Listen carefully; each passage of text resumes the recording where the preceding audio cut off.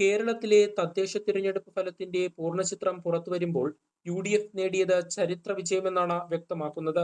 സംസ്ഥാനത്തെ 23,571 വാർഡുകളിൽ 11,102 സീറ്റുകളിൽ UDF സ്ഥാനാർത്ഥികൾ വിജയിച്ചു. ഇടതുമുന്നണിക്ക് 8,863 സീറ്റുകളിൽ മാത്രമാണ് വിജയിക്കാനായത്.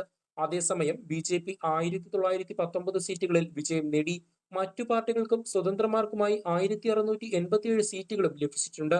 ഗ്രാമപഞ്ചായത്ത്, ബ്ലോക്ക് പഞ്ചായത്ത്, ജില്ലാ പഞ്ചായത്ത്, മുനിസിപ്പൽ കോർപ്പറേഷൻ വാർഡുകൾ ഉൾപ്പെടെയുള്ള എല്ലാ തലങ്ങളിലും UDF മുന്നണി കാര്യമായ നേട്ടമാണ് നേടിയത്.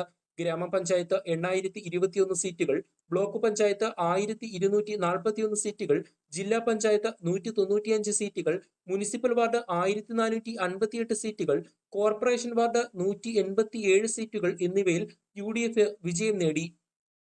ഗ്രാമപഞ്ചായത്തിൽ 6,568 സീറ്റുകൾ, ബ്ലോക്കിൽ 923 സീറ്റുകൾ, ജില്ലാ പഞ്ചായത്തിൽ 147 സീറ്റുകൾ, മുനിസിപ്പൽ വാർഡിൽ 1,100 സീറ്റുകൾ, കോർപ്പറേഷനിൽ 125 സീറ്റുകൾ എന്നിങ്ങനെയാണ് ഇടതുമുന്നണിയുടെ വിജയം.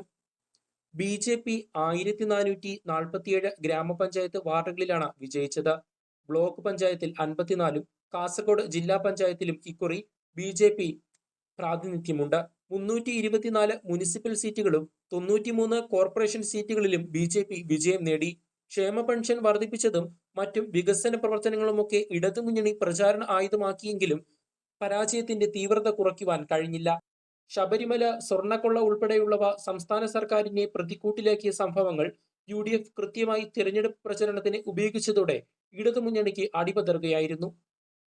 News desk, Media4 Malayalam news. എല്ലായ്പ്പോഴും ആദ്യം, എല്ലായ്പ്പോഴും വേഗത്തിൽ. This is Media4 Malayalam News. The world at your fingertips.